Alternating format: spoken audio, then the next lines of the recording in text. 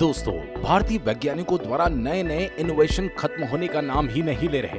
एक के बाद एक लगातार ऐसे ऐसे हथियारों को डेवलप किया जा रहा है जिन्होंने पूरी दुनिया को हैरानी में डाल दिया है। दुनिया को यकीन नहीं हो रहा कि जिस हथियार को तैयार करने के लिए वे आज भी प्रयास कर रहे हैं और चाहकर भी उसको डेवलप नहीं कर पा रहे।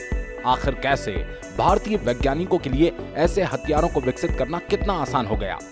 दोस्तों, आज की इस वीडियो में हम आपको दो ऐसी धमाकेदार अपडेट देने वाले हैं। जानकारी निकल कर आई है कि new space research and technology के वैज्ञानिकों ने विकसित किए जा रहे अपने हाई एल्टीट्यूड सूडो सैटेलाइट के प्रोटोटाइप का उड़ान परीक्षण कंप्लीट कर लिया है। इसे मानव रहित हवाई वाहनों यानी यूएवी को विकसित करने के क्षेत्र में भारतीय वैज्ञानिकों की एक नई सफलता के रूप में देखा जा रहा है। दोनों एचपीएस तकनीक इतनी आगे है कि अभी तक दुनिया का कोई भी देश इस हथियार को डेवलप नहीं कर पाया।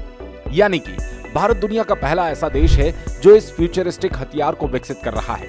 अगर यह हथियार भारतीय सेनाओं को मिल जाता है तो भारतीय सेनाओं की निगरानी क्षमता में जबरदस्त वृद्धि हो जाएगी और दुश्मन की हर एक चाल की जानकारी मिलती रहेगी। साथ ही आने वाले समय में इसे एक हथियार की तरह इस्तेमाल भी किया जा सकता है। तो दोस्तों, चलिए जानते हैं कितना ताकतवर होगा new space research and technology के वैज्ञानिकों द्वारा तैयार किया जा रहा एचपीएस यानी कि हाई एल्टीट्यूड सूडो सैटेलाइट। दोस्तों, इस हथियार के पास इतनी क्षमता मौजूद होगी कि ये 500 किलोमीटर के दायरे में दुश्मन की किसी भी चाल पर नजर रख सकता है। इसके अलावा जियोलॉजिकल सर्विस और डिजास्टर मैनेजमेंट में भी इस हथियार का इस्तेमाल किया जा सकता है। ये एक उड़ान भरने के बाद 24 घंटे के अंदर 700 फीट की ऊंचाई पर पहुंच जाएगा और वहां से लगातार दुश्मन की निगरानी करता रहेगा। सौर ऊर्जा से चलने की वजह से एचपीएस आसमान में भी चार्ज होता रहेगा। दिन के समय सूरज की रोशनी का इस्तेमाल करके और रात के समय चार्ज हुई बैटरी से ये लगातार काम करता रहेगा।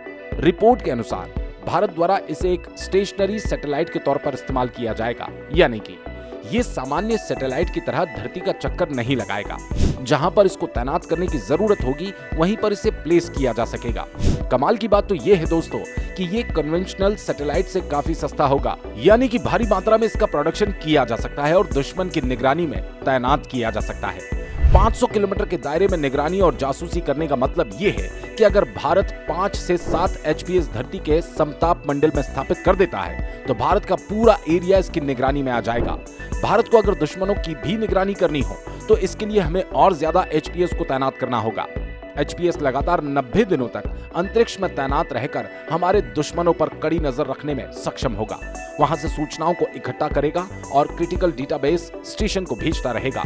रडार से डिटेक्ट न होने की इसकी खूबी इसे और ज्यादा एडवांस बना देती है, यानी कि एक गुप्त जासूस होगा जो जमीन से लेकर समुद्र तक भारतीय सरहदों की सुरक्षा करेगा।